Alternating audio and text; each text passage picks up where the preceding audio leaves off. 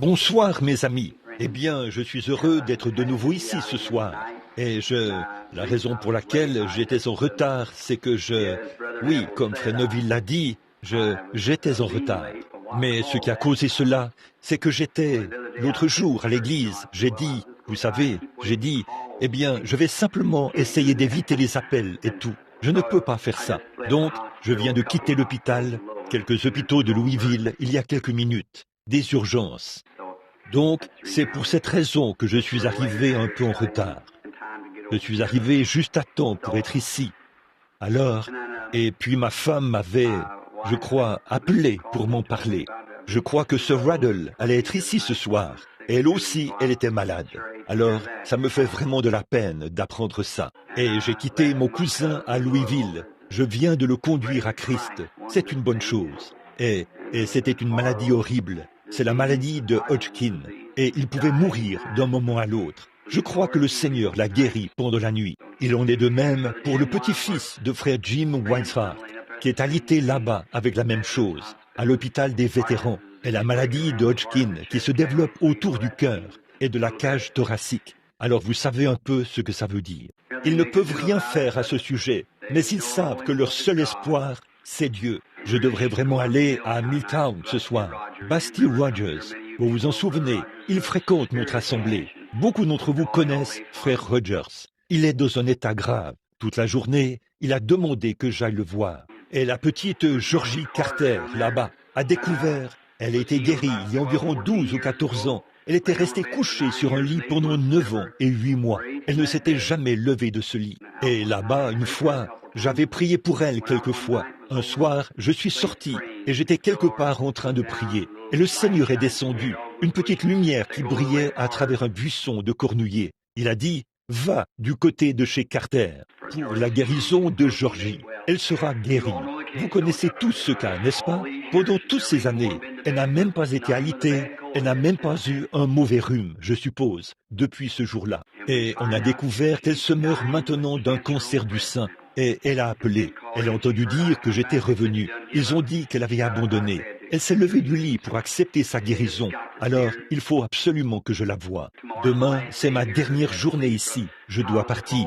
Et là, il y a des piles d'appels, à peu près comme ça. Alors, on ne sait pas quoi faire. On doit simplement faire de son mieux. Mais la chose principale, comme le frère l'a dit, la chose principale à faire, c'est qu'il faut tout abandonner pour avoir sa communion avec Jésus-Christ. Tout abandonner. Parce que, après tout, on se met à s'observer les uns les autres. Et là, on s'éloigne de Christ. Voyez-vous, je préférerais passer beaucoup de temps à communier avec lui afin de pouvoir aider les autres. Pas vrai? Alors, c'est bon d'être ici ce soir pour cette petite réunion de prière pour laquelle nous nous rassemblons ici le mercredi soir. Et j'avais oublié de lui dire que j'allais enseigner ce soir.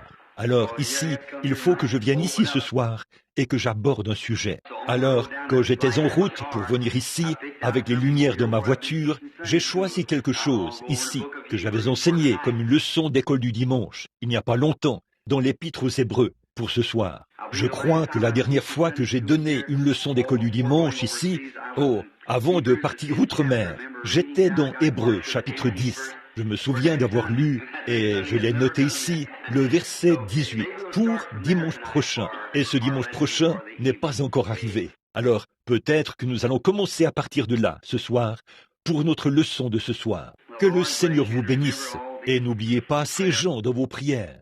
Une dame vient de me dire, il y a quelques instants, alors que j'entrais, un vieil ami à moi, dans l'hôpital, ou à l'hôpital plutôt, il vient de subir une opération. Bill Grant, de la police ici, un bon ami à moi. Il imprime ses photos et tout.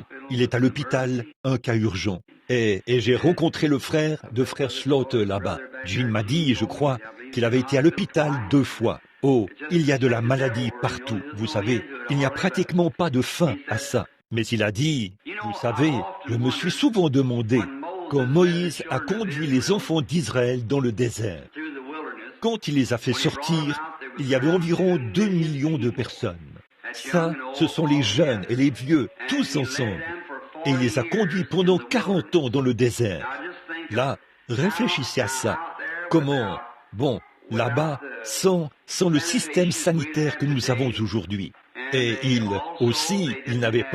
ils avaient des jeunes, beaucoup de jeunes là-bas. D'après vous, combien de bébés naissaient par nuit, avec 2 millions de personnes? Et là, sans compter toutes les personnes âgées, et les infirmes, et tout. Et il les a conduits pendant 40 ans, sous la conduite de Dieu, dans le désert pendant 40 ans. Et quand ils sont sortis, il n'y en avait pas un seul d'entre eux qui était faible. N'aimeriez-vous pas regarder dans la sacoche de médicaments du docteur Moïse ce soir pour voir ce qu'il y avait là-dedans pour les garder en bonne santé? Aimeriez-vous tous regarder ça? Je peux vous la montrer. Nous allons revenir là, maintenant, dans Exode, et je vais montrer où... Voici sa pharmacie. Je vais vous montrer ce qu'il a dit ici. Je vais regarder dans sa sacoche de médicaments, et je vais voir ce qui est dit. Quand un bébé était sur le point de naître, quand quelqu'un avait une crise d'appendicite, ou avait attrapé la tuberculose, ou quelque chose comme ça, voici l'ordonnance que Moïse lisait.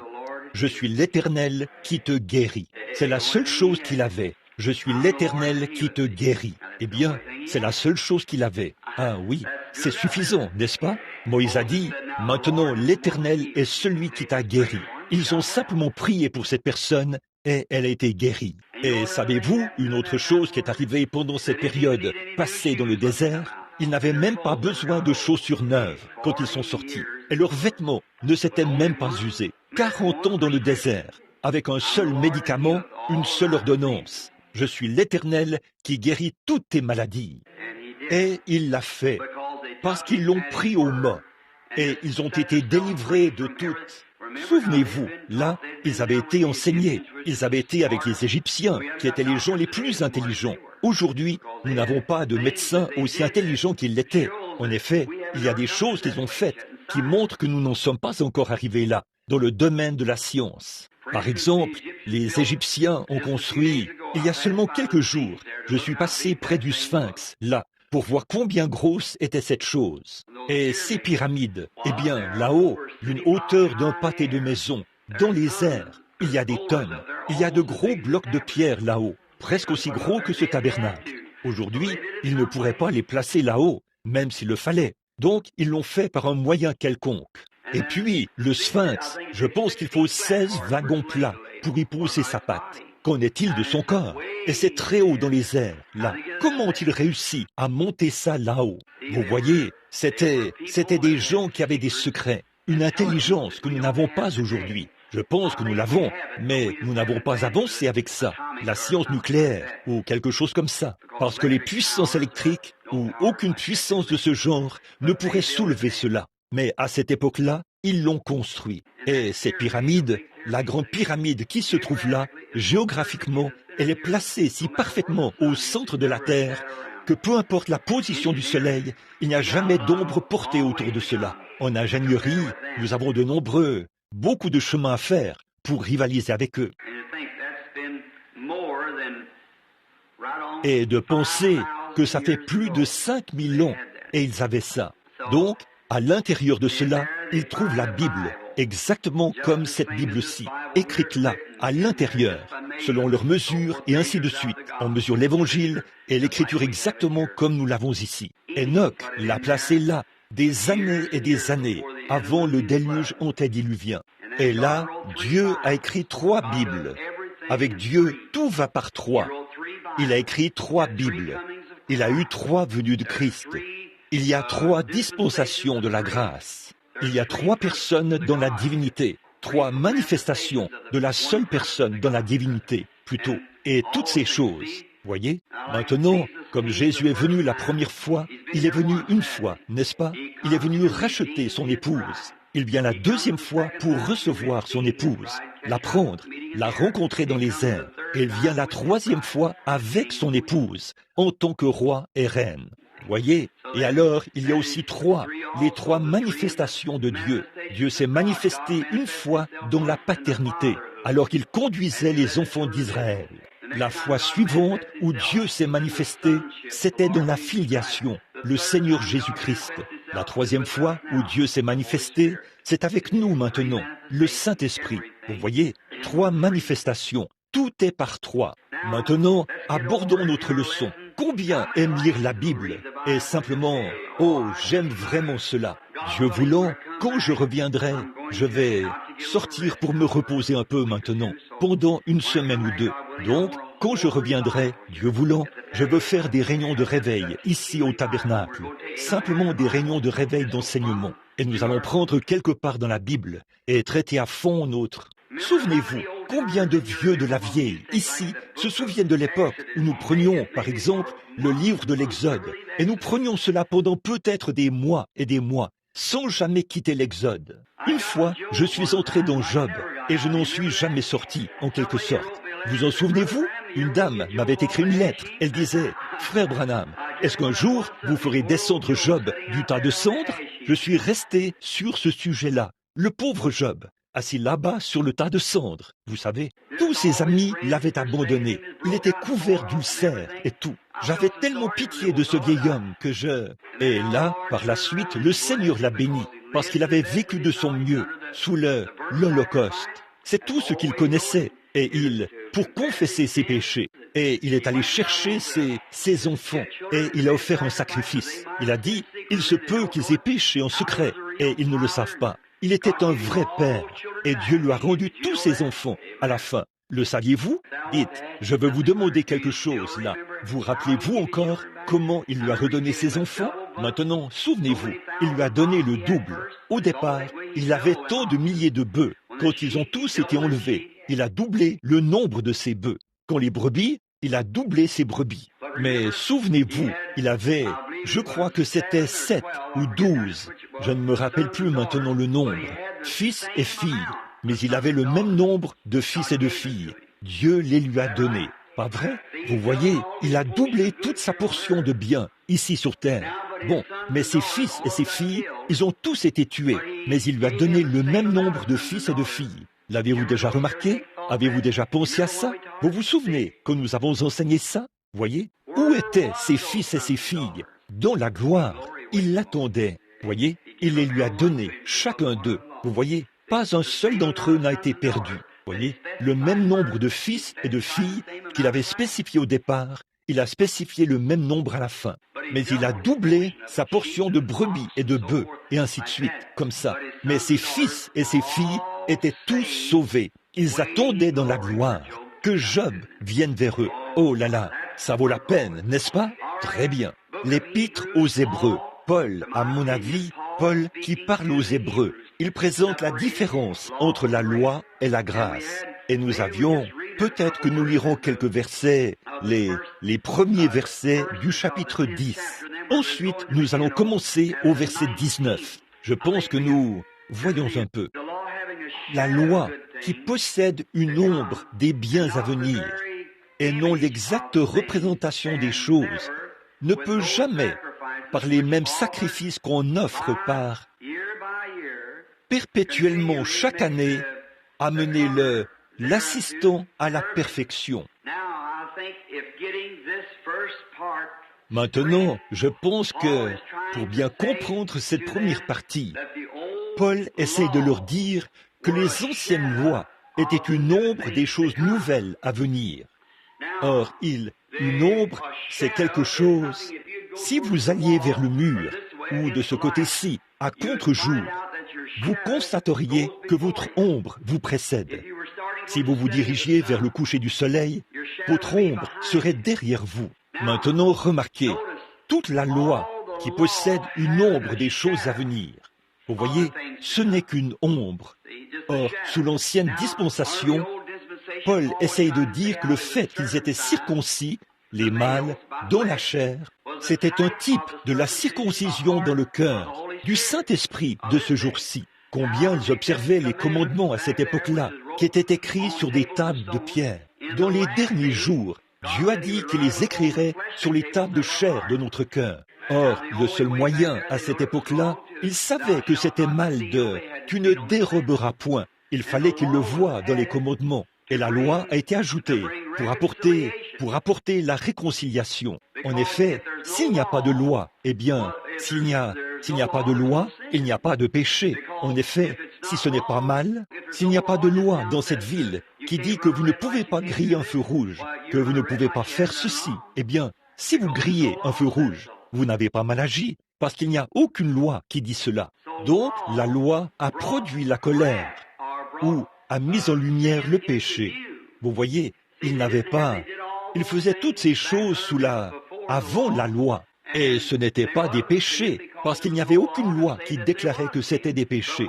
Mais quand la loi est entrée en vigueur, la loi est ajoutée jusqu'à ce que la perfection arrive. Or, l'homme a toujours essayé de trouver quelque chose pour se sauver lui-même. Il fait encore la même chose aujourd'hui. Il n'a pas manqué de le faire. En Inde, la semaine dernière, il y a des gens qui sont venus, qui étaient complètement aveugles, en ayant regardé le soleil, pour essayer de trouver la paix de l'âme. Certains d'entre eux, dont les ongles ont poussé du dos de leurs mains, comme ça, pour essayer de trouver la paix de l'âme. Ils disent qu'ils n'ont jamais baissé leurs mains, qu'ils l'ont gardée levée pendant 40 ans, pour essayer de trouver la paix. D'autres avaient presque les pieds complètement brûlés, parce qu'ils avaient marché sur des charbons ardents, pour essayer de trouver la paix, pour apaiser leur Dieu. Ils s'étendent sur du verre, et ce ne sont que de vieilles bouteilles brisées et tout. Ils s'étendent sur des planches à clous et tout ça, pour essayer de trouver la paix. Et il n'y a pas de paix pour eux, parce que tout ça, c'est de l'idolâtrie. Et nous ici, en Amérique, nous ne voulons pas traverser la rue à pied pour trouver la paix de l'âme, le véritable Dieu vivant.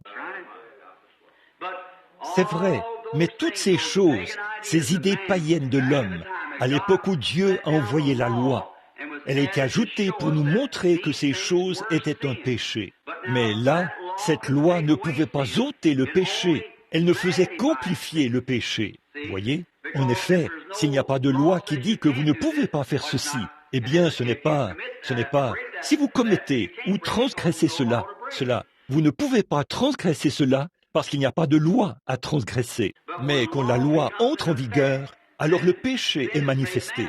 Alors ils disaient, tu ne déroberas point, tu ne commettras point d'adultère, tu ne porteras point de faux témoignages. Toutes ces choses, ils les faisaient avant, mais elles ne pouvaient pas être considérées comme un péché, parce qu'il n'y avait pas de loi contre ça. Mais ensuite, quand la loi est venue, elle a fait prendre conscience à l'homme qu'il ne peut pas dérober, qu'il ne peut pas mentir et qu'il commettre d'adultère.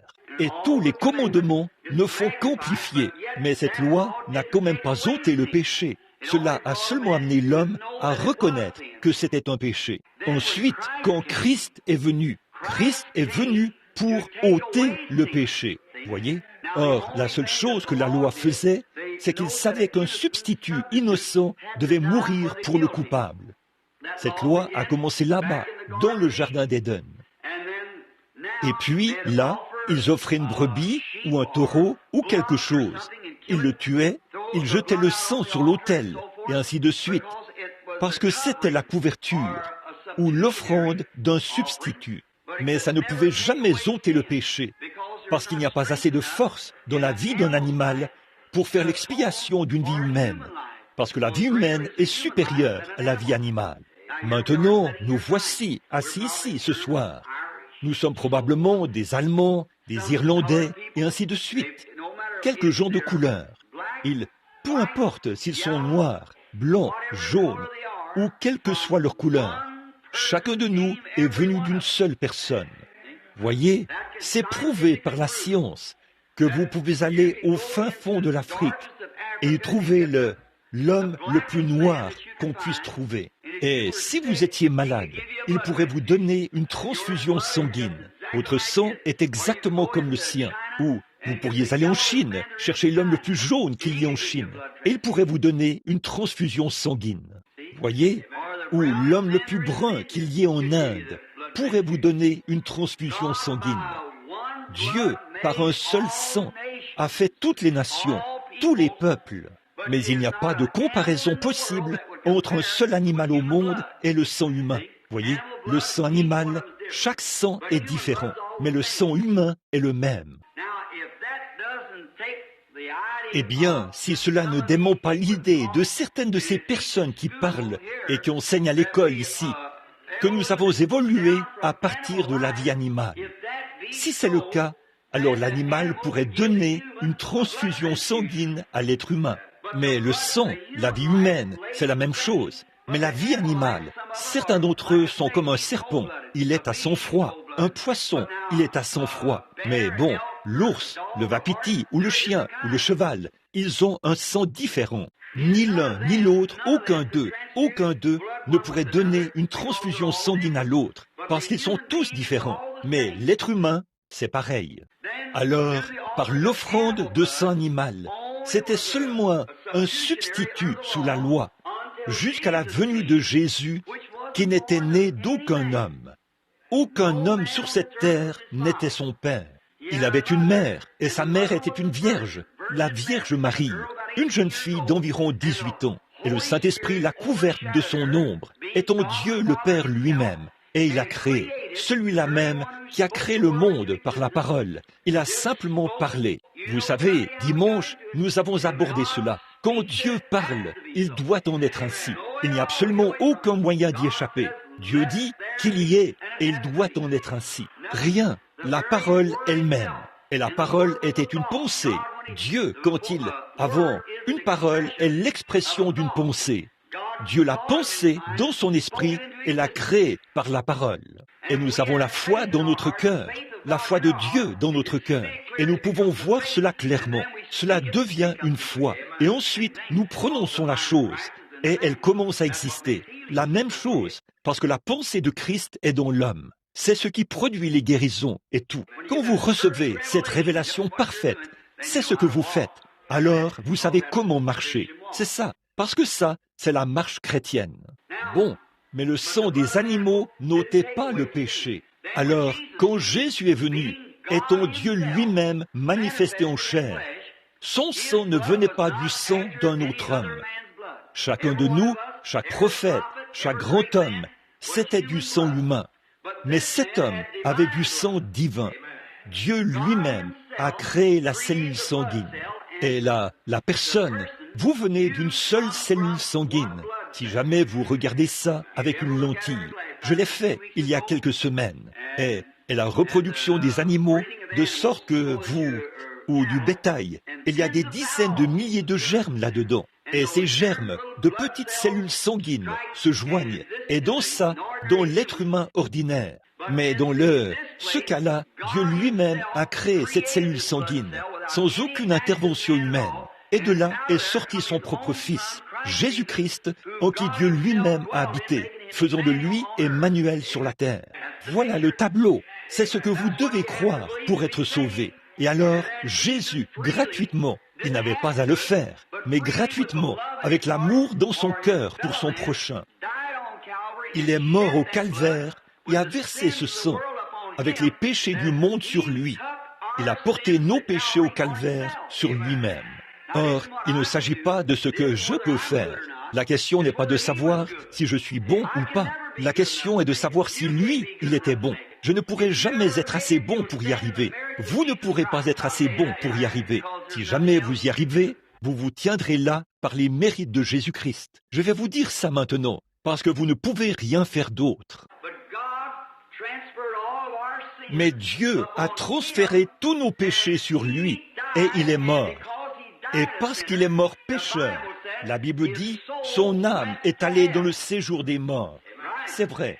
Et pendant qu'il était là, il a prêché à ceux qui étaient en prison, qui ne s'étaient pas repentis lorsque la patience se prolongeait au jour de Noé. Mais il n'était pas possible qu'il laisse son corps voir la corruption, ni qu'il abandonne son âme dans le séjour des morts. Et le troisième jour, il est ressuscité pour notre justification. Cela nous montre que, comme nous confessons la foi que nous avons en lui et que nous sommes nés de nouveau de l'Esprit, qu'aussi sûr qu'il est sorti de la tombe, nous ressusciterons aussi à sa seconde venue. Oh, quelle espérance parfaite! Oh, quand on voit les religions du monde et leurs superstitions, et ensuite on voit que notre salut est notre ferme espérance, fondée sur un principe fondamental. Tous les démons de l'enfer ne peuvent ébranler cela. On peut les voir déployer leur beauté. La religion bouddhiste est une belle religion. La religion hindouiste est une belle religion. Mais frères, ils sont aussi dépourvus de la vie qu'il est possible de l'être. Où se trouve la vie? La vie se trouve dans le sang. Le sang, c'est la vie. Et c'est le seul homme qui pouvait verser le sang qu'il faut, parce qu'il était le sang de Dieu lui-même.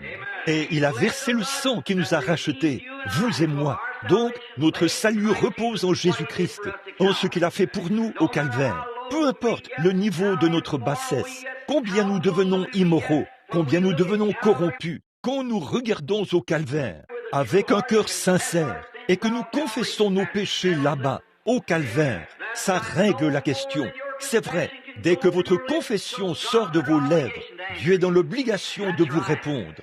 C'est vrai, oh, quand j'y pense. Oh, ce n'est pas étonnant que Paul ait dit, l'autre jour, j'étais là, dans la pièce où on lui a coupé la tête et qu'on l'a jeté dans un caniveau. Je me suis dit, juste avant, il a dit, ô mort, où est ton aiguillon? Tombe, où est ta victoire? Mais grâce soit rendue à Dieu, qui nous donne la victoire par notre Seigneur Jésus-Christ. Vous voyez, ça repose simplement. Oh, c'est de ça que j'aime parler. Écoutez, quelques-uns des jeunes, vous êtes peut-être jeunes, et cela peut être fragile, au point que vous ne le remarquez pas vraiment. Mais attendez encore un peu, jusqu'à ce que vous soyez étendus là, à l'hôpital, et que le médecin dise qu'il ne vous reste plus que 2 jours à vivre, ou 2 heures.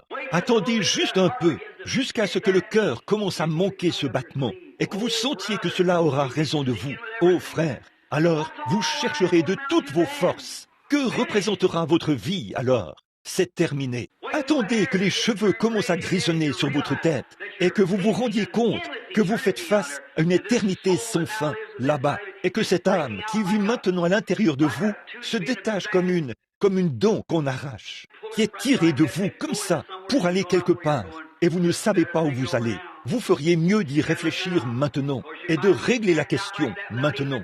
En effet, il se peut que vous partiez rapidement, comme ça, sans même avoir la possibilité de vous repentir. Alors, mettez-vous en règle maintenant. Pour le peuple américain, il n'y a aucune excuse. Ces païens là-bas, en Afrique du Sud et en Inde, très loin là-bas, ils se lèveront au jugement et condamneront cette génération parce que nous avons la lumière et l'évangile et les églises et les bénédictions et tout ici. Et nous refusons d'accepter cela. C'est là que réside le problème, mon ami. Maintenant, je le dis abruptement, parce que c'est pour votre bien, vous voyez, parce que vous devez faire cela. Maintenant, la loi qui possède une ombre. Oh, quand je pense à ça, la loi qui possède une ombre des biens à venir. Regardez ce que la loi a offert. Prenez le chapitre suivant, le chapitre 11 d'Hébreux. Regardez ce que Daniel a fait sous la loi. Regardez ce qu'Enoch a fait sous la loi. Regardez ce que Moïse a fait sous la loi. Alors, s'il ne vivait que dans l'ombre de l'expiation, qu'est-ce que l'Église chrétienne devrait faire aujourd'hui avec la réalité de la résurrection du Seigneur Jésus-Christ? Où sommes-nous ce soir, mes amis? Je vous le dis, cela devrait amener chaque chrétien à resserrer son armure. Là, le livre dit, revêtez-vous de l'armure complète de Dieu. Assurez-vous d'apporter la cuirasse, le casque, le bouclier et toutes ces choses. Paul a comparé cela à un soldat qui part au combat et quand l'ennemi arrive avec ses ruses, levez votre bouclier et allez à sa rencontre. Maintenant, si la loi a pu produire cela, qu'est-ce que la réalité du sang de Jésus-Christ devrait produire? Quand une lettre morte fait ça, qu'est-ce que la force de la résurrection, la puissance et l'esprit du Seigneur Jésus-Christ devraient produire? Maintenant, nous devrions venir à l'Église avec le plus grand respect. Nous devrions entrer dans l'Église comme de vrais saints de Dieu. Nous devrions avancer, prendre notre position et garder notre pensée fixée sur Christ.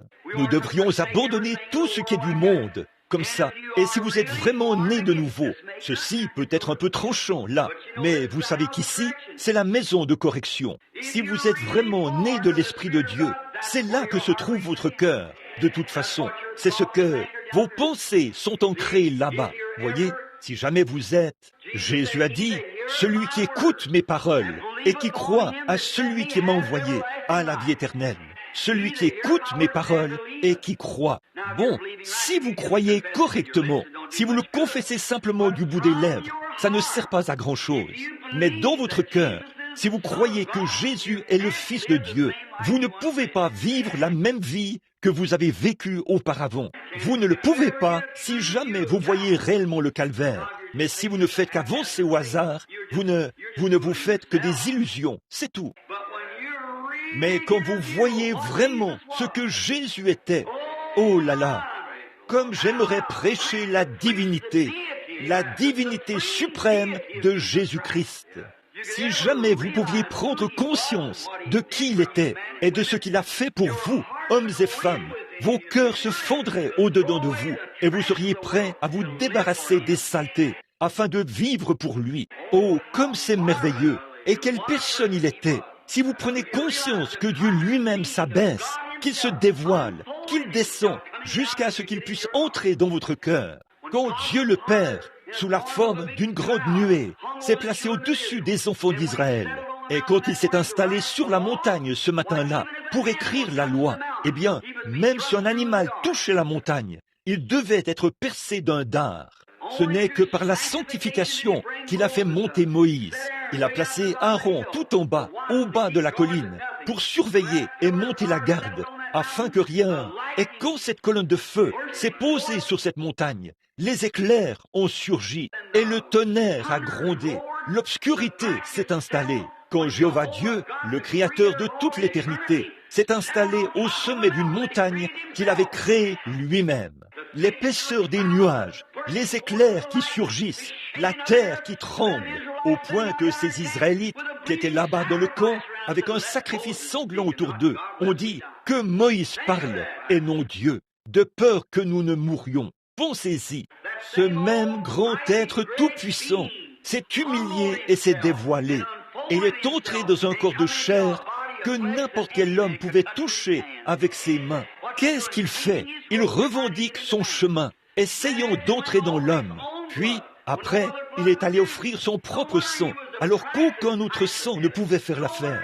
Ce n'est pas étonnant qu'il ait été le prix inestimable venant du ciel. Ce n'est pas étonnant qu'il ait été le roi de tous les rois. Quand il s'est voix dévoilé, qu'il est descendu et qu'il s'est soumis aux mains de l'homme pécheur pour être battu, qu'on crache sur lui, qu'il soit meurtri, pendu à la croix et meurt. Quand il se tenait là, quelqu'un a dit, quand il a dit, je pourrais appeler mon Père, et il m'enverrait 10 légions d'anges, mais mon royaume n'est pas de ce monde. Et là, ces foules ont dit, qu'il soit mis à mort, qu'il soit mis à mort. Pourquoi ne s'est-il pas retourné pour dire que vous soyez mis à mort? Voici la raison pour laquelle il ne pouvait pas le faire, mes amis. Regardez ça, c'étaient ses propres enfants. De penser que les enfants d'un homme réclament le sang de leur papa. Si mes enfants criaient pour avoir mon sang, je ne pourrais dire que « prenez-moi ». S'il refusait de le faire, il perdait son enfant, sa création même, ces êtres humains, et c'était eux qui réclamaient son sang. Pouvez-vous imaginer les enfants qui réclament le sang de leur père? C'est pour ça qu'ils ne pouvaient pas dire non. S'il avait dit non, ils étaient perdus. Je mourrais volontiers pour mes enfants, et n'importe quel autre père le ferait. Regardez ce qu'il était, ses propres enfants qui réclamaient son sang. Et la justice de la loi exigeait le sang, et le sang des brebis ne pourrait pas le faire. Le sang des boucs ne pourrait pas le faire. Le sang du bétail ne pourrait pas le faire. Mais il fallait que le sang de Dieu lui-même le fasse. Et Dieu a été fait chair. Il a vécu ici sur terre. Cette grande personne qui faisait retentir son tonnerre au sommet du mont Sinaï était ici en chair à ce moment-là. Ensuite, il a purifié le chemin pour qu'il puisse venir vivre dans votre cœur. Et maintenant, ce même esprit qui a fait retentir son tonnerre sur le mont Sinaï vit dans le cœur humain. Comme c'est merveilleux. Oh, ça devrait faire tressaillir chaque cœur, rien que d'y penser. Maintenant, pour aller rapidement, Paul continuait au verset 5 et 6 ici. Nous essayons de nous rendre au verset 19. Alors, nous pouvons nous dépêcher. Les versets 5 et 6 et ainsi de suite. Il parlait de la façon dont les lois préfiguraient, que dans l'Ancien Testament, nous avons vu ça l'autre jour. Oh, il y a quelques mois, c'était à l'école du dimanche. L'homme est sous l'emprise du péché. Disons qu'il avait commis adultère, ou qu'il avait volé, ou qu'il avait violé le sabbat, ou un autre commandement. Alors, il devait prendre un agneau. Il devait amener cet agneau chez les anciens. Et eux, ils devaient examiner cet agneau. L'agneau devait être irréprochable. Il devait être sans défaut. Regardez la signification ici. L'agneau devait être irréprochable pour une personne qui n'était pas sans reproche. Amen. J'espère que vous le voyez. Oh là là, je me souviens d'une petite histoire. Je ne sais pas si je vous l'ai déjà raconté ou pas. Ce n'est qu'une petite histoire inventée, comme ça. Là, sous la loi, si la vieille maman cheval avait un petit poulain et qu'il était un mulet, vous savez, et que ses oreilles étaient rabattues, et ses genoux cagneux, et oh, il louchait, quel horrible mulet à voir. Eh bien, ce mulet, s'il pouvait se regarder, il dirait, oh là là, quand le maître viendra, il me tuera, parce que il ne me nourrira pas. Je ne suis pas digne de vivre. Regarde-moi, quel horrible gâchis je suis. Mais si la mère pouvait répondre au petit, elle dirait, un instant, mon chéri, tu peux vivre parce que tu es mon premier et tu as un droit d'aînesse. Là, quand le maître viendra et qu'il te verra dans cet état, il devra retourner chercher un agneau sans défaut et le tuer pour que ce mulet qui a l'air infirme puisse vivre. Vous voyez, le sacrificateur n'a jamais vu le mulet, il a vu l'agneau. La question n'était pas de savoir si le mulet était parfait, il fallait que ce soit un agneau parfait. Oh, j'espère que vous le voyez. La question n'est pas de savoir si vous êtes assez bon pour être un chrétien ou pas. La question, c'est de savoir si lui, il était assez bon. Si Dieu l'a accepté et que son sang fait l'expiation, Dieu ne vous voit pas, il voit l'agneau. Oh là là! Alors, ce petit mulet pouvait dresser sa queue en l'air, s'ébrouer, sauter, courir dans le champ, passer de bons moments. Il vivra. Mais l'un qui est parfait devait mourir pour l'imparfait. C'était moi, William Branham. Je ne vaux rien. Je ne suis pas digne de vivre. Je suis digne d'aller en enfer. Né dans une famille pécheresse, élevé comme un pécheur. Je ne vaux absolument rien. Il n'y a rien de bon en moi. C'est vrai. Mais un jour, j'ai accepté. Alléluia. Quand Dieu abaisse les regards vers Christ et que Christ a pris ma place là, Dieu ne me voit pas. Il voit celui qui est parfait. Donc, tant que je suis ici, en lui, je suis alors amené à la perfection, pas par moi-même. En lui, pas ma perfection. Je n'en ai pas du tout. Vous n'en avez pas du tout. Mais c'est sa perfection. Par conséquent, Jésus ne s'est pas trompé quand il a dit « Soyez donc parfait, comme votre Père Céleste est parfait. » Et comment un être humain pourrait-il être parfait? Il pourrait être parfait par sa foi parfaite, en se reposant en lui et dire « Il a payé le prix pour moi. Jésus a tout payé et je lui dois tout. » Le péché avait laissé une tache cramoisie. Il l'a lavée et rendue blanche comme neige. Oh, ça fait de nous tous des méthodistes qui poussent des cris, n'est-ce pas? Quand on y pense, je crois en cela. Je crois à une expérience à l'ancienne mode qui vous fait pousser des cris. Oui, monsieur, si les enfants reçoivent la bonne sorte de vitamines, ils se sentent toujours bien, vous savez ce que je veux dire. Nous avons besoin de vitamines spirituelles dans les églises aujourd'hui. Ne pensez-vous pas? Ça me rappelle un fermier, une fois. Il avait une vieille petite. L'un des fermiers, il avait une grange et il avait tout l'équipement agricole qu'il faut, dont il avait besoin pour faire son travail. Des tracteurs et tout. Mais il était trop paresseux pour cultiver sa terre. Alors il a simplement laissé les mauvaises herbes pousser sur sa terre. Et quand l'automne est arrivé, la seule chose à faire, c'était de couper les mauvaises herbes et les mettre dans la grange. Et il y avait un autre fermier. Il n'avait pas une grange aussi belle, mais c'était un homme intelligent et il était actif, il était assidu et il travaillait parce qu'il voulait nourrir son bétail. Il a récolté du bon trèfle et de la luzerne et il a mis cela dans sa grange. Dans les deux fermes, il y avait un petit veau né chaque année. Cette année, et là le petit veau là-bas dans l'autre grange. Il fallait qu'il se nourrisse de mauvaises herbes, mais il avait une belle grange. Et l'autre petit veau, sa grange ne valait pas grand-chose, mais il avait quelque chose à manger. Ça me fait penser à certaines de ces églises, là. On voit ces endroits grandioses, immenses, très hauts et splendides, vous savez, avec des orgues à tuyaux de $1000, de milliers de dollars, je veux dire, et des fauteuils rembourrés et tout. Mais y a-t-il quelque chose à manger? C'est ça qu'il faut voir. Vous allez dans une petite mission quelque part, vous savez, et il se peut que vous trouviez beaucoup de choses là-dedans, vous savez, des vitamines spirituelles. Dieu a ces vitamines pour vous aider, remonter votre esprit, vous revigorer un peu. Ça, c'est la prédication de l'Évangile. Alléluia. Si cela ne revigore pas l'Église, il n'y a rien qui puisse le faire. La foi vient de ce qu'on entend, et ce qu'on entend vient de la parole. Quand j'apprends que Jésus est mort pour moi, je dis, ça règle la question. Gloire à Dieu, je suis en sûreté maintenant. parce que je suis en lui. Il m'a accepté, c'est vrai, il m'a choisi, il vous a choisi. Chacun de vous ici qui êtes chrétien, Jésus vous a choisi. C'est à vous, très bien, il vous a reçu. Ce petit veau, l'un d'eux, s'était retourné. Il avait été dans cette grande et belle grange, avec des étagères de 14 carats, vous savez, elle est stale et tout. Quand il est sorti, le pauvre petit pouvait à peine marcher. Vous savez, il était tellement faible, après avoir mangé ces mauvaises herbes tout l'hiver. Alors l'autre, il sortit de la grange pour aller dans le champ, vous savez, et le vent chaud soufflait, et le vent l'a presque fait tomber. Il était si faible. Et de l'autre côté, ce fermier a fait sortir son petit veau, et, oh, il était tout gras et rondouillard, vous savez. Oh, il était en bonne forme. Quand il est arrivé à l'extérieur, il s'est mis à sauter en l'air, à caracoler, vous savez. Il avait une bonne et grande réunion pentecôtiste. Il sautait partout là-bas. Vous savez ce que ce petit veau a fait? Celui qui était dans la grande grange, qui avait toutes les belles choses.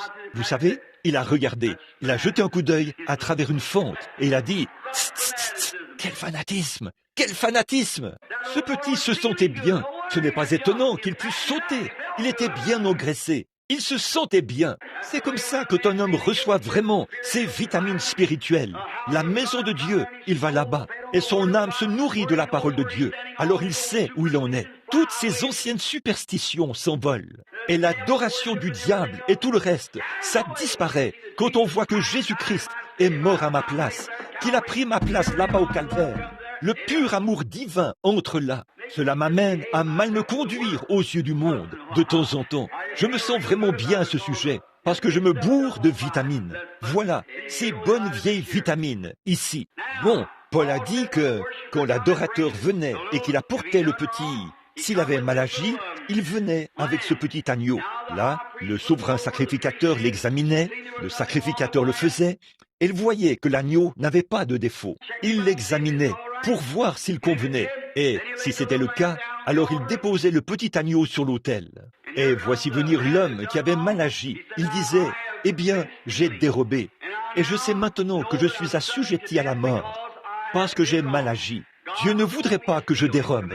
Son commandement dit de ne pas le faire. Maintenant, je vais poser mes mains sur ce petit agneau. Et les commandements de Dieu disent ici, « Tu ne déroberas point. » Et j'ai dérobé. Alors je sais que je suis assujetti à la mort. Quelque chose doit prendre la responsabilité de mon péché, parce que j'ai dérobé. Et Dieu a dit que le jour où j'en mangerai, ce jour-là, je mourrai. Donc, j'ai dérobé. Et Dieu a dit, si tu dérobes, tu dois mourir pour ça. Alors, il a exigé que, si je ne voulais pas mourir, je devais apporter l'agneau. Alors, je dépose l'agneau ici, et je mets mes mains sur la tête de ce petit animal. Et il bêle, et tout ça. Et je dis, Seigneur Dieu, je regrette d'avoir dérobé. Je confesse et je te promets que je ne déroberai plus. Si tu m'acceptes maintenant, et pour mon sacrifice et pour ma mort, ce petit agneau mourra à ma place. Ensuite, il prenait une grosse faucille et la mettait sous sa petite gorge, et il la coupait comme ça. Il le tenait comme ceci, et le petit animal bêlait et bêlait. La laine s'élevait en l'air, couverte de sang, comme ça. Et sa pauvre petite bouche, il bêlait, bêlait, bêlait. Et voilà que tout son sang coulait, et il courbait sa petite tête.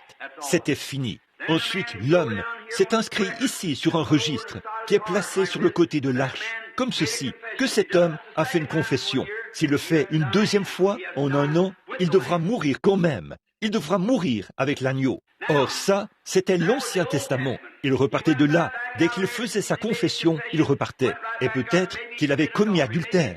Peut-être qu'il avait fait quelque chose de mal. Beaucoup plus. Quand il repartait de là, peut-être qu'il avait tué un homme. Quand il repartait, de toute façon, il repartait avec la même chose dans son cœur. Ce qu'il avait quand il était arrivé. Il n'y avait aucun changement en lui. Il avait seulement, par la loi, la lettre de la loi, satisfait à l'exigence. Or, ça ne pouvait pas faire, ne pouvait pas changer son cœur. Tout ce qu'il savait, c'est que c'était mal, parce qu'il l'avait lu dans la loi, et l'agneau était mort à sa place. Alors quand Jésus est venu, vous voyez, le sang de Christ, voyez, quel genre de sang était celui qui coulait? Le sang d'un animal, la vie animale. Pour une vie humaine, elle ne peut tout simplement pas ôter le péché. C'est impossible. Alors, quand Jésus est venu, ce n'était pas seulement la vie humaine, mais c'était la vie même de Dieu lui-même. c'est ce qui était dans son sang. Eh bien, nous voyons que nous agissons mal.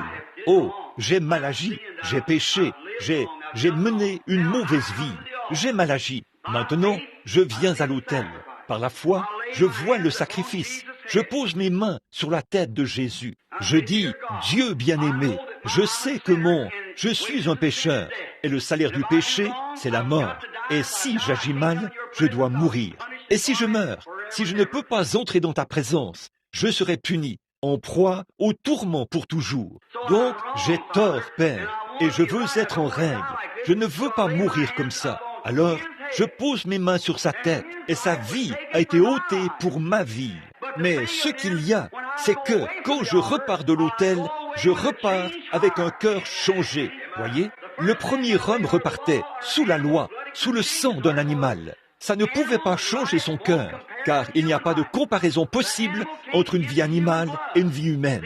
L'animal ne peut pas donner du sang à l'homme. Voyez, l'animal ne peut pas le faire, parce que sa vie est une vie différente. Et un animal a une vie, mais pas une âme. Un animal est un être vivant, mais pas une âme.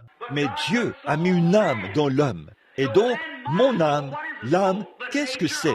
La nature de l'esprit. Et quand l'âme de Christ a été abandonnée, pas abandonnée dans le séjour des morts, mais a été enlevée par le sang, par son sang versé, quand Dieu l'a emmené au calvaire, ça a mêlé son sang là-bas sur la croix. Et quand il s'est tenu là, tournant la tête d'un côté et de l'autre, la couronne autour de sa tête, comme ceci, avec des épines, le sang qui coule sur son visage, qui ruisselle sur ses boucles, sur ses épaules.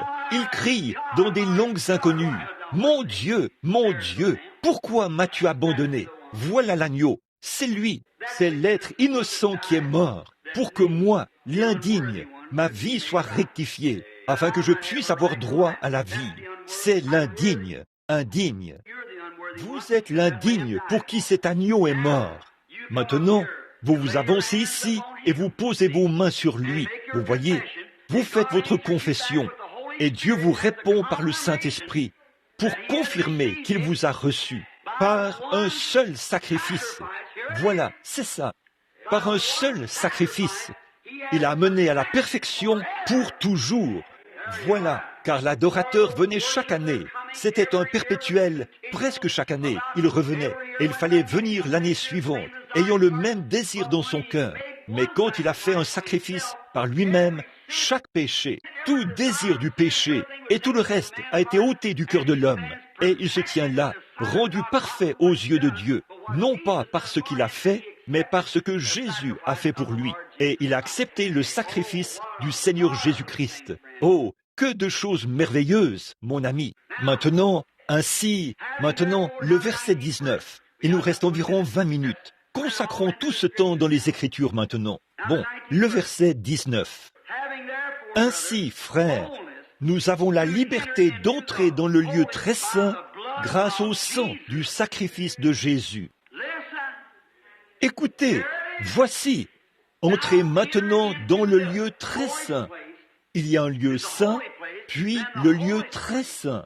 C'était appelé le Saint des Saints. Le souverain sacrificateur y entrait une fois par an. Et quand il le faisait, la première chose qu'il devait faire, c'était d'être lui-même aspergé. L'arche était là, derrière le rideau. Et le souverain sacrificateur devait être oint du parfum de la rose de Saron.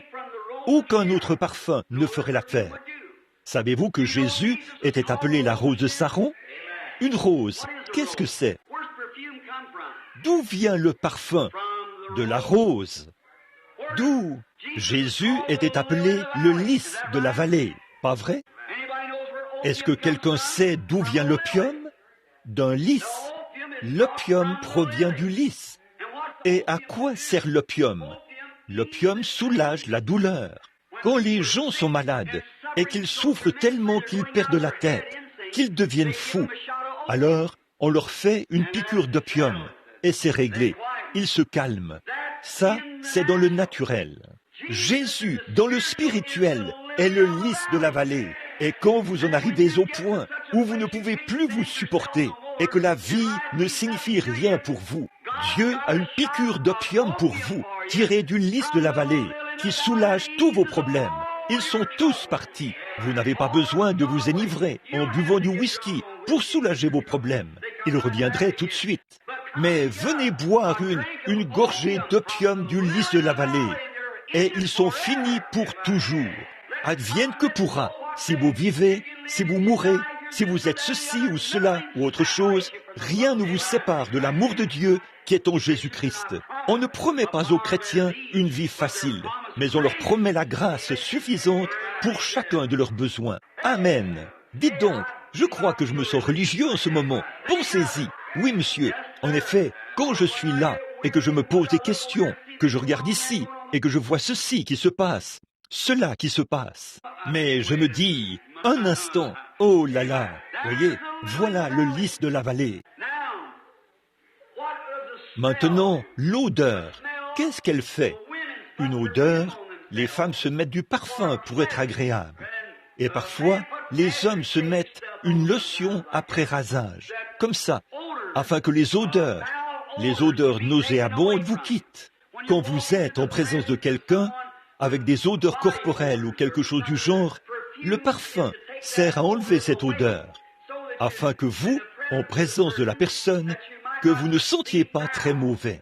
C'est insupportable. C'est ce que les parfums ou le savon contient du parfum. Et vous vous lavez avec du savon ou le talc ou quoi que ce soit d'autre. C'est pour ça qu'on les utilise. Maintenant, remarquez, Amen, je me sens bien. Regardez, Jésus a dit, vous voyez, il était la rose de Saron. Et il était offert à Dieu comme une agréable odeur. Et ceci, et alors quand nous devenons insupportables devant Dieu, et si, pardonnez-moi cette expression, si puants, vous voyez que nos péchés et tout sont si graves et si répugnants, alors nous venons au calvaire, et où un lys ou n'importe quelle fleur, avant qu'un parfum puisse être fabriqué. Prenez une fleur, elle est magnifique, un gros lys du matin, ou une rose. La rose de Saron est une fleur magnifique. Pendant qu'elle est vivante, elle est magnifique. Mais pour en extraire une odeur, pour obtenir un parfum, il faut l'écraser. Et on l'écrase et on en extrait le parfum. Vous voyez, Christ, quand il était ici sur terre, il était magnifique. Il a guéri les malades. Il a ressuscité les morts. Sa vie, il n'y avait rien de comparable à cela. Il était magnifique. Mais pour vous rendre comme lui, il était...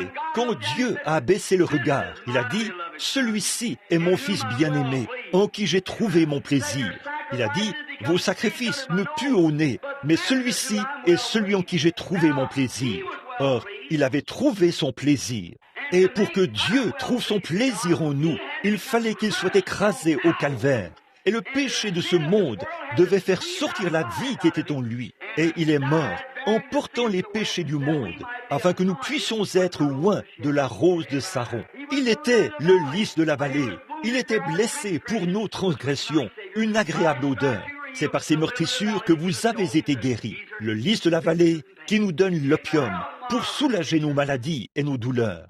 Quel tableau merveilleux! Or, le souverain sacrificateur, avant de pouvoir entrer dans ce Saint des Saints, la première chose qu'il devait faire, c'était de porter un vêtement confectionné d'une certaine manière. Il ne pouvait pas être confectionné par n'importe qui. Il fallait qu'il soit confectionné par des mains saintes. Cela montrait que nos vêtements... Voilà, je viens tout juste de recevoir cela. Frère, si vous ne portez qu'un vêtement d'église, vous feriez mieux de vous débarrasser de cette chose. Vous ne pouvez pas aller derrière le Saint des Saints. Le vêtement que le souverain sacrificateur portait à l'intérieur, il devait être confectionné par des mains saintes, fait d'une étoffe choisie. Amen. Désigné par Dieu. Voilà, c'est ça. Donc, si vous avez adhéré à l'Église et que vous pensez que tout va bien pour vous, vous avez tort.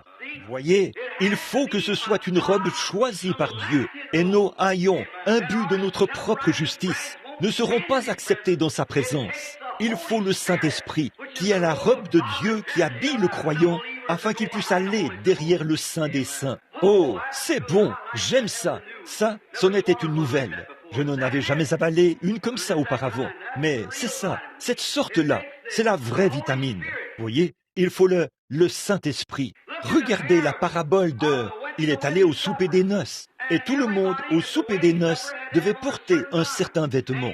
Et là, il a rencontré un homme qui ne portait pas ce vêtement-là. Et il a dit, « Mon ami, qu'est-ce que tu fais ici? Comment es-tu entré ?» Bon, vous voyez, si vous connaissez la parabole, en Orient, là-bas, dans les pays orientaux, quand ils font un mariage, encore aujourd'hui, l'époux doit inviter tous ceux qu'il veut inviter. Et Dieu peut, nul ne peut venir à Dieu ou venir à Christ si Dieu ne l'appelle premièrement. Vous voyez, c'est l'élection de Dieu. Maintenant, soyez bien attentifs. Et puis, l'époux, s'il a donné l'invitation, il doit fournir les robes. Et aucun homme, car il invite des pauvres, il invite des riches, mais pour que chaque homme ait la même apparence, il doit porter le même genre de robe. Le pauvre, que le riche porte. Vous saisissez? Or, quand Dieu donne le Saint-Esprit à un homme pauvre, c'est le même Saint-Esprit qu'il donne à l'homme riche. Vous voyez, ils doivent tous être pareils, afin que lorsqu'ils entrent dans la présence de Dieu, personne ne puisse dire « je suis mieux habillé ». Parce que c'est le même sang, la même grâce, le même Saint-Esprit qui vous fait agir de la même manière. Le riche et le pauvre doivent être pareils. Voilà, c'est exactement la parabole. Remarquez. Et puis, quand ils arrivaient avec leur invitation, les robes étaient distribuées à la porte. L'homme se tenait là, il montrait son invitation, qu'il était arrivé, et il la présentait. C'est ce qu'ils font en Inde, en ce moment. Donc, ils entrent pour participer au mariage. Le portier se tient là, à la porte, l'homme de maison, et vous donnez votre invitation. Oui, monsieur. Il tend la main, prend une robe, juste une robe, et la met sur lui. Il entre. Cela montre qu'il était officiellement invité, qu'il était officiellement accepté, et que maintenant, il est un membre. Amen. Voilà. Maintenant, Dieu le Père, le Saint-Esprit, vient vers vous et vous donne une invitation au souper des noces. Voyez? Eh bien, c'est alors à l'époux de fournir les robes. Et il l'a fait par sa propre vie, en donnant le Saint-Esprit. Et vous venez à la porte, Amen, avec votre invitation. Jésus a dit, « Je suis la porte de la bergerie ». Et quand vous entrez par le nom de Jésus, vous recevez le baptême du Saint-Esprit. Pas vrai? Vous recevez le Saint-Esprit, puis vous entrez, et vous devenez un membre de la famille de Dieu. Un membre. Vous dites, un membre? Certainement. Vais-je devenir un serviteur? Non, vous ne le serez pas. Vous devenez un membre. Vous n'êtes pas des serviteurs. Vous êtes des fils et des filles. Nous sommes maintenant des fils et des filles de Dieu. Un membre de la famille de Dieu. Oh là là là là. Je vis peut-être dans une cabane, mais j'ai du sang royal. Voilà, un membre de la famille de Dieu. C'est l'Écriture. C'est ce que dit l'Écriture. Quel amour le Père nous a témoigné, vous voyez, pour que nous soyons appelés fils de Dieu. Oh là là, nous voilà les membres.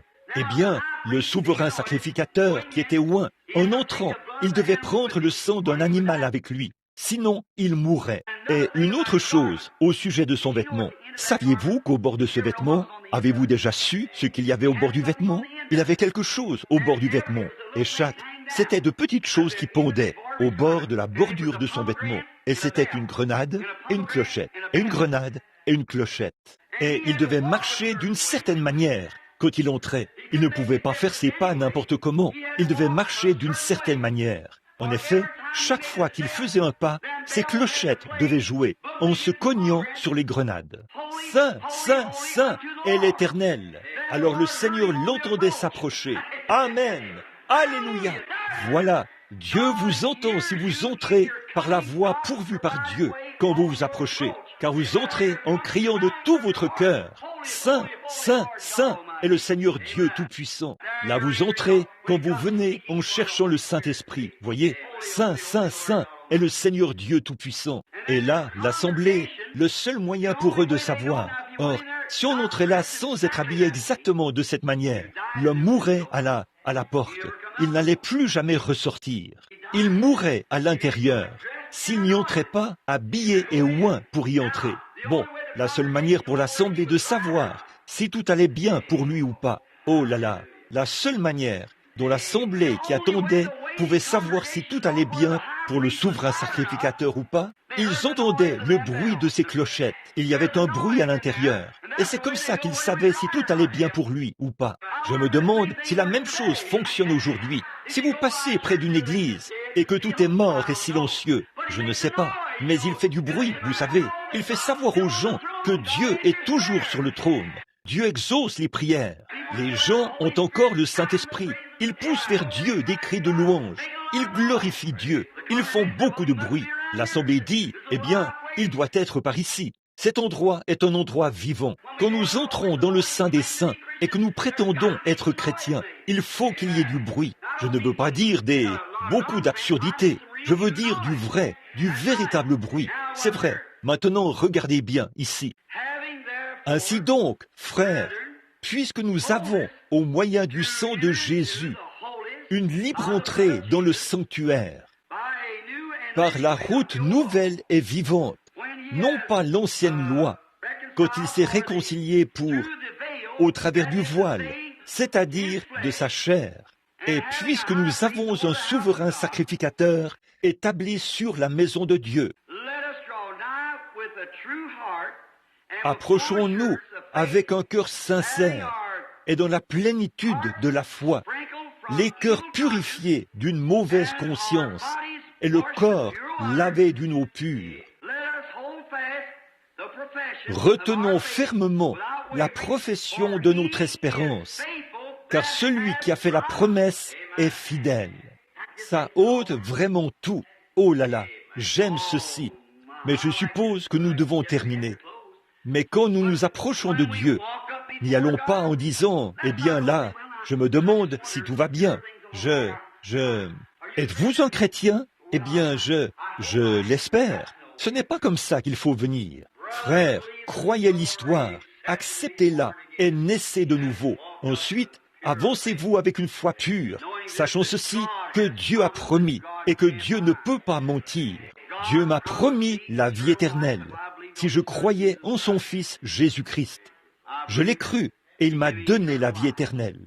J'ai fait beaucoup d'erreurs, j'en fais encore, j'en ferai toujours. Mais quand je fais des erreurs, le Saint-Esprit me signale que ce n'est pas bien. Alors, je me repens tout de suite.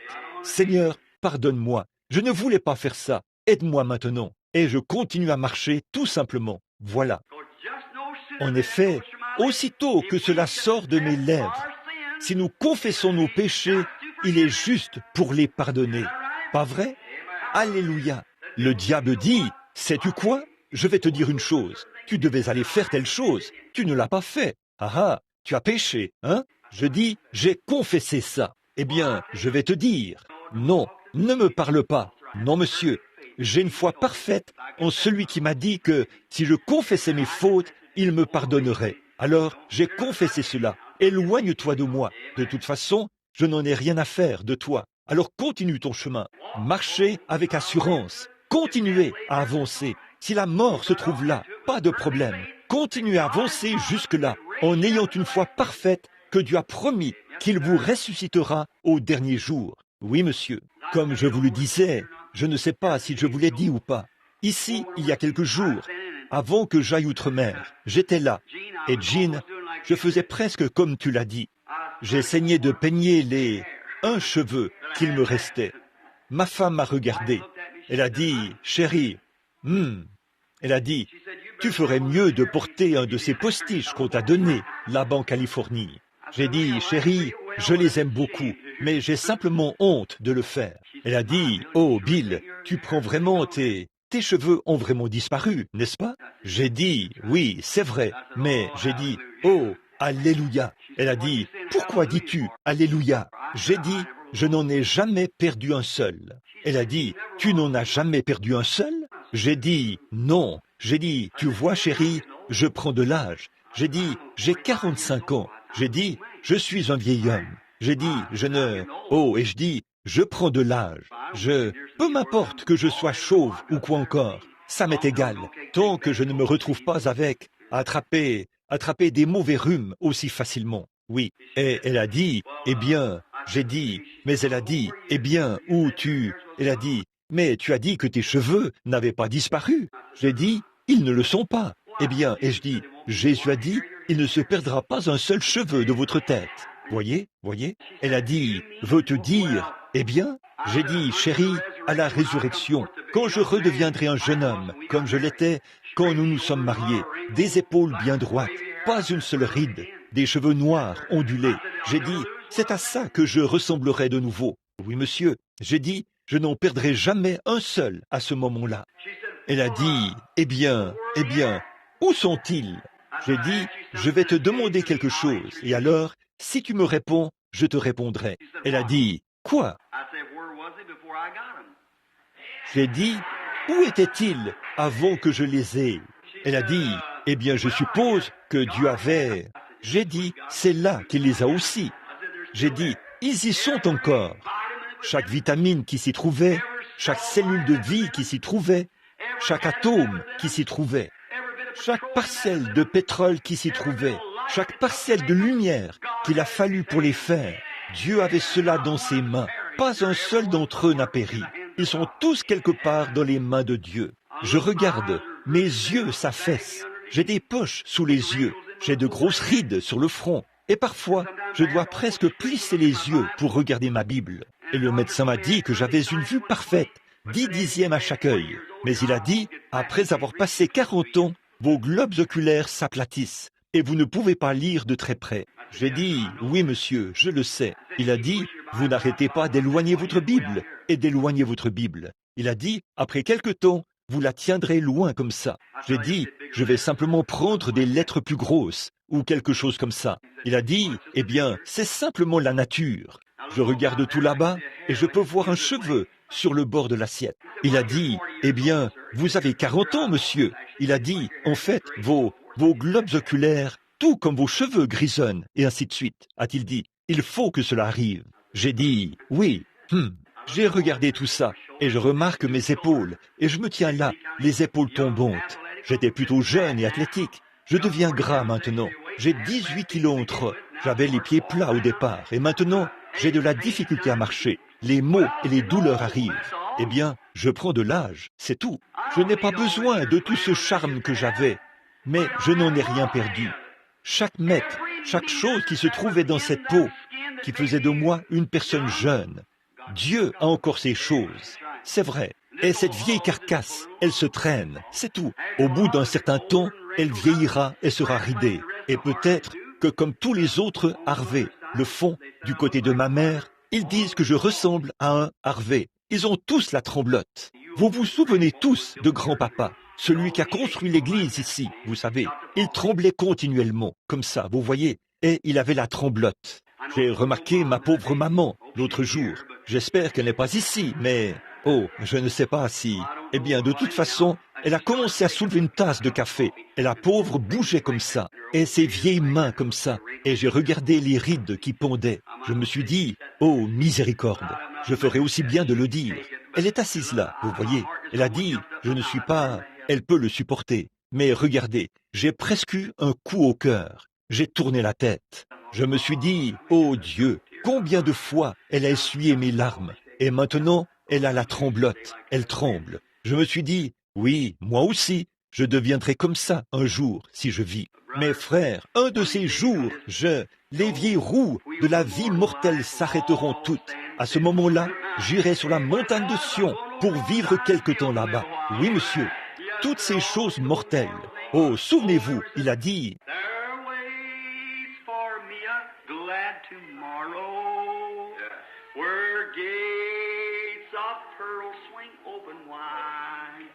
and when I cross this veil of sorrow, I'll camp up on the other side. Someday, beyond the reach of mortal ken, someday, God only knows just where and when. The wheels of mortal life will all stand still. Then I shall go to dwell on Zion's hill. Swing low, sweet carry me home. Swing low, sweet chariot, coming for to carry me home.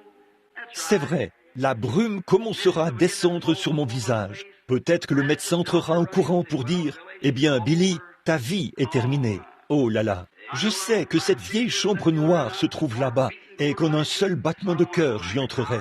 Je ne veux pas partir comme un lâche. Je veux m'envelopper dans les robes de sa justice, sachant ceci, que je le connais dans la puissance de sa résurrection. Et un jour, quand il appellera, je sortirai d'entre les morts et je revivrai pour toujours. Connaître Christ, c'est connaître la vie. C'est vrai, peu m'importe. Je ne connais peut-être pas mon alphabet, mais je veux connaître Christ. C'est vrai, je ne connais peut-être pas toute la théologie, mais je veux connaître Christ. Je ne sais peut-être pas ce qu'il en est du président, et s'il est un homme bon ou un homme mauvais. Je veux connaître Christ. C'est vrai, connaître Christ, c'est la vie. C'est vrai, connaître le président et connaître cette autre personne, c'est du prestige. Et connaître des célébrités et tout. Mais ça ne m'intéresse pas.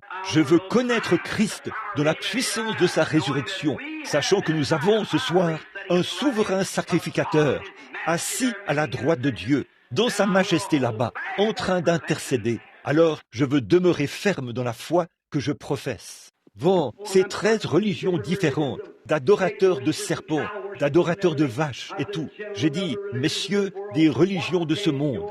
Qu'est-ce que votre religion peut produire pour ce pauvre aveugle qui se tient ici? Il était là, il avait regardé le soleil pendant 20 ans, il était complètement aveugle. J'ai dit, qu'est-ce que votre religion peut faire pour cet homme? Rien d'autre que de lui offrir quelque chose qui tient du mythe, là, qui dit, peut-être qu'un jour Mahomet aura pitié de lui et sauvera son âme. Peut-être vous pensez que s'il continue de regarder le soleil, encore et encore, et qu'il continue de garder la tête dans cette direction, quand il mourra, il sera sauvé. J'ai dit, il n'a rien à offrir, mais le sang de Jésus-Christ, alléluia, peut non seulement lui offrir la vie éternelle, mais il peut le prouver ici même en votre présence. Il peut lui rendre la vue qu'il avait autrefois. J'ai dit, s'il le fait, allez-vous, messieurs des religions de ce monde, alors que des centaines de milliers de personnes, ou presque, avaient entendu ça et s'étaient rassemblés là. Évidemment, je ne pouvais pas atteindre tous les gens, qu'ils entendent cela, parce qu'on ne pouvait pas voir tous les gens. Mais j'ai dit, accepterez-vous Jésus-Christ s'il le fait? Ils ont levé la main, ses mains noires en l'air. Ils allaient le faire. J'ai dit, amenez ce monsieur ici. Quand il s'est approché, j'ai dit, monsieur, vous êtes aveugle. Et si Jésus-Christ vous rend la vue, voulez-vous promettre que vous le servirez? Et il a dit, j'aimerai Jésus-Christ et je n'adorerai aucun autre Dieu que lui. S'il me rend la vue, je saurai qu'il est ressuscité des morts. J'ai posé mes mains sur lui. J'ai dit, Dieu bien-aimé, des mains mortelles, en tant qu'ouvrier, un pécheur. Mais si tu recherches des mains saintes, qui les aurait? Mais je viens par un acte de foi, car tu m'as dit de le faire. Et je ne viens pas pour paraître intelligent ou pour me vanter, mais je viens parce que tu as dit qu'il devrait le faire. Et je crois ta parole. Et maintenant, pendant que des milliers sont ici, qui sont indécis, et ils adorent des idoles et tout le reste, que l'on sache ce soir que tu es le Dieu vivant et vrai, qui a ressuscité Jésus-Christ des morts, en rendant la vue à cet homme. Et l'homme, les larmes coulant sur ses joues, il a dit, « Je vois !» Et il s'est mis à courir à toute vitesse dans le bâtiment en voyant. Oh là là! C'est la grâce infinie de notre Dieu qui, un jour, m'a sauvé. J'étais perdu, là-bas, participant aux courses de chevaux et tout le reste, le dimanche. J'étais perdu, mais maintenant, il m'a retrouvé. J'étais aveugle, mais maintenant je vois. Regardez, frères, c'est cette bonne vieille religion du Saint-Esprit. La grâce à mon cœur a appris la crainte, et la grâce a dissipé mes craintes. Avec quelle joie cette grâce est apparue, à l'heure où pour la première fois j'ai cru. Oui, monsieur. Oh là là, après que nous aurons passé 10 000 ans là-bas, brillants comme le soleil, nous n'aurons pas moins de temps pour chanter ces louanges que lorsque nous avons commencé.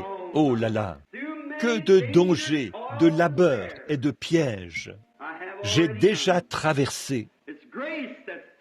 La grâce m'a mené en sûreté jusqu'à présent, et la grâce me mènera à la maison. Oh là là, comme je l'aime. C'est sa grâce. Rien que je puisse faire, rien que je puisse faire, rien que vous puissiez faire. Mais nous qui venons ce soir, en tant qu'hommes et femmes chrétiens, nous confessons que nous sommes indignes et nous l'acceptons comme nôtre à notre place. Acceptons celui qui, je sais que, aussi sûr que Dieu l'a accepté et l'a ressuscité, il m'a ressuscité sous une forme figurative, en même temps qu'il a ressuscité Christ. Amen. Oh, je dois m'arrêter, mais regardez, sous une forme figurative, il m'a ressuscité en même temps qu'il a ressuscité Christ. Il vous a ressuscité en même temps qu'il a ressuscité Christ, car c'était pour notre justification. Regardez, si vous êtes sauvés, vous l'avez. Ceux qu'il a établis ou appelés, il les a justifiés. Ceux qu'il a justifiés, il les a déjà glorifiés en Jésus-Christ. Pas vrai? Il a glorifié déjà en Christ, aux yeux de Dieu, qui, il y a très longtemps, des millions d'années, avant qu'il y ait un monde, quand la parole était avec Dieu. C'était la pensée de Dieu, puis sa parole. Puis elle s'est matérialisée là-bas. Et exactement au même moment où il a accepté Christ, il m'a accepté en Christ. Et là-bas, dans le monde à venir, avec vous et moi et tous les chrétiens de tous les âges, nous l'aimerons et vivrons avec lui et jouirons de l'éternité sans fin avec notre Seigneur Jésus-Christ, notre Rédempteur béni. Oh là là, frère Robertson, là, je sens que je suis une personne différente. Voyez, n'est-ce pas que ces choses à l'ancienne mode, rien que de lire la parole de Dieu, ça vous récure? Vous voyez, ça vous récure? Comme maman le faisait autrefois, au moment où on faisait les bocaux de fruits. Il fallait mettre les fruits en conserve dans des bocaux, vous savez, les remplir de fruits et tout. Elle m'envoyait dehors pour les nettoyer à fond, aussi fort que je pouvais les frotter avec un vieux chiffon. J'avais une petite main, je pouvais la descendre dans ça et les frotter. Ensuite, elle les prenait et les stérilisait. Elle les mettait dans l'eau bouillante et elle les stérilisait. Elle faisait bouillir ça aussi fort qu'elle le pouvait, ces bocaux. Je ne pouvais pas comprendre pourquoi elle les faisait bouillir, mais elle voulait en ôter tous les microbes. En effet, s'il y avait des microbes là-dedans, il rendrait les conserves ou les produits qu'elle y mettait aigres. Donc, c'est ce que nous devons faire quand nous venons à Christ. Nous agenouiller jusqu'à ce que le Saint-Esprit nous ait stérilisés et nous ait bien fait bouillir. Alors Dieu pourra mettre le Saint-Esprit là-dedans, sans aucun processus d'acidification. Voyez-vous, il l'ajoute simplement là-dedans et vous êtes doux tout le temps. Et maman avait l'habitude de faire des conserves. Avez-vous déjà vu une de ces grosses bouilloires? Vous sortez et vous l'installez sur les briques, vous savez, et vous devez mettre du bois en dessous, comme ça. Il fallait que au moment de la cuisson des conserves, on avait ces petites tomates jaunes et longues, et elle en versait environ un boisseau là-dedans, et elle mettait du sucre. Et elle me faisait couper du bois, vous savez, et j'allais couper du bois, et je le mettais là-dessous, vous savez, et ça se mettait à bouillir. La vapeur, elle montait. Je disais, maman, ces choses-là ne sont-elles pas cuites? Elle disait, non, va couper un autre barreau de clôture. Me voilà qui arrivait, vous savez, la sueur qui coulait sur moi, et je mettais ça là-dessous. Et je disais, maman, tu penses que ça suffira? Tu ferais mieux d'aller en chercher un autre. Et elle faisait bouillir ces choses jusqu'à ce qu'elle, vous savez, que l'oxygène ou quelque chose là fasse monter cela et qu'il fasse éclater cela, vous savez, paf, paf, comme ça éclatait. Quand elles en arrivaient à ce point, elles disaient qu'elles étaient prêtes à être mises en conserve. Elles devenaient tellement chaudes qu'elles ne pouvaient plus le supporter. Et il fallait qu'elles sautent, vous voyez. Alors je suppose que c'est là où Dieu doit nous amener, vous savez, faire bouillir le diable pour qu'il sorte complètement de vous, au point où vous sautez dans la gloire. Alors vous êtes prêts pour la mise en conserve.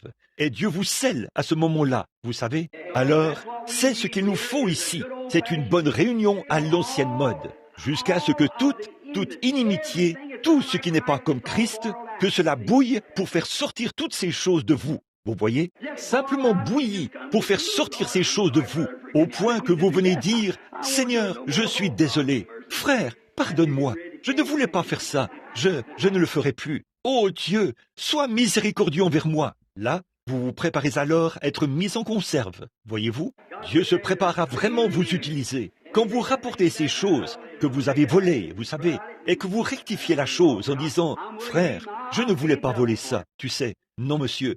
Je suis même prêt à... Je vais je vais te payer le double pour ça. Voyez, à ce moment-là, vous vous mettez en règle là, vous savez, c'est vrai, c'est ce dont nous avons besoin. Oh là là, je chanterai l'ancien évangile pour vous, si vous le voulez. Chantez le couplet, je chanterai le couplet, alors chantez le refrain. Is the old time Holy Spirit, and the devil won't go near it. That's the reason people fear it, but it's good enough for me. Give me that old time religion, give me that old time religion, give me that old time religion, and it's good enough for me. It will do when I am dying, it will make you stop your lying, it will start the devil flying, and it's good enough for me. Give me that old time religion, give me that old time religion, give me that old time religion, and it's good enough for me. It's so good I want no other, for it makes me love my brother. It brings things from undercover, and it's good enough for me. Give me that old time religion, give me that old time religion, give me that old time religion, and it's good enough for me. Now, Maintenant, combien ici ont cet ancien évangile? Levez la main, dites, I got that old time religion, got that old time religion, got that old time religion, and it's good enough for me. maintenant, Père bien-aimé, parfois nous sommes heureux et nous nous comportons vraiment comme une bande d'enfants. C'est parce que nous sommes libres. Nous ne sommes pas sous l'emprise du mal, ni des traditions, ni de n'importe quelle chose des anciens. Nous sommes simplement dans la liberté du Saint-Esprit. Nous pouvons chanter et t'adorer, communier autour de la parole et nous réjouir. Pour cela, nous te louons, Dieu Tout-Puissant. Oh, après avoir vu tout le chaos des religions formalistes et toutes sortes d'adorations d'idoles, de penser que tu as été si bon vers moi, que tu m'as permis de te connaître dans la puissance de ta résurrection et de pouvoir en parler aux autres. Nous sommes si heureux. Bénis cette petite église ce soir, Père. Bénis chaque personne ici. S'il y a des nouveaux venus parmi nous, bénis-les, Père. Chacun d'eux. Fais de nous une bénédiction pour les autres. Garde la puissance de Dieu sur nous. Sanctifie nos âmes des mauvaises pensées. Et si le mal se présentait sur notre chemin, puissions-nous rapidement tourner la tête, Seigneur, et marcher dans l'autre direction. Et maintenant, Père, nous te prions de nous bénir tous ce soir. Donne-nous des moments merveilleux. Et maintenant, alors que nous allons appeler les malades et les affligés, nous te prions de guérir chacun d'eux, que la gloire reçoit la gloire de tout ce qui est fait ou dit, car nous le demandons au nom de Christ.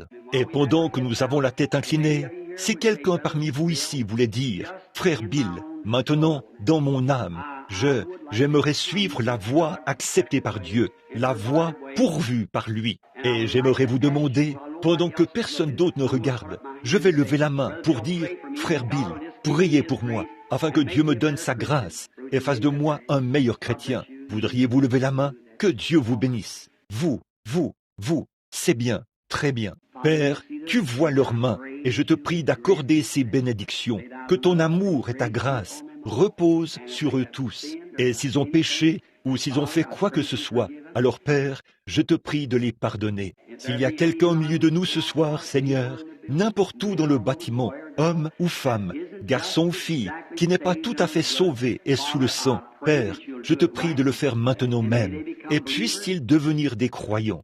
Et tu as dit, si tu peux croire. Et nous croyons quoi? Nous croyons que Dieu a envoyé son Fils dans ce monde et qu'il a été fait pécher à notre place. Nous ne valons rien et nous confessons que nous ne valons rien du tout et nous l'acceptons comme notre Sauveur. C'est ce que nous croyons, Père. Par cela, tu nous donnes la vie éternelle.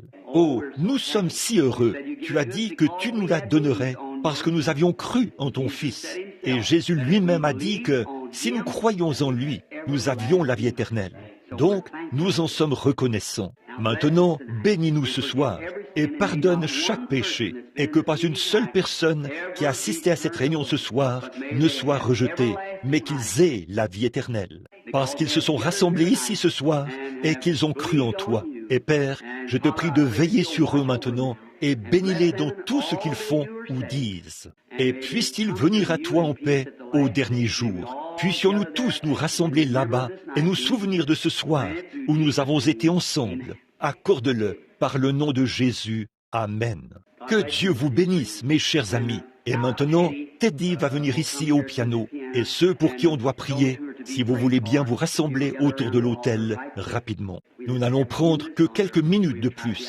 Nous allons essayer de sortir à 21h30. Si vous venez maintenant, eh bien, j'ai ici une lettre à lire que quelqu'un m'a envoyée ici. C'est peut-être important pour moi de la lire tout de suite. Alors, et tous les autres, restez à votre place, pendant que ceux pour qui on va prier, je sais que Sir Raddle est ici pour qu'on prie pour elle. Si quelqu'un d'autre, eh bien,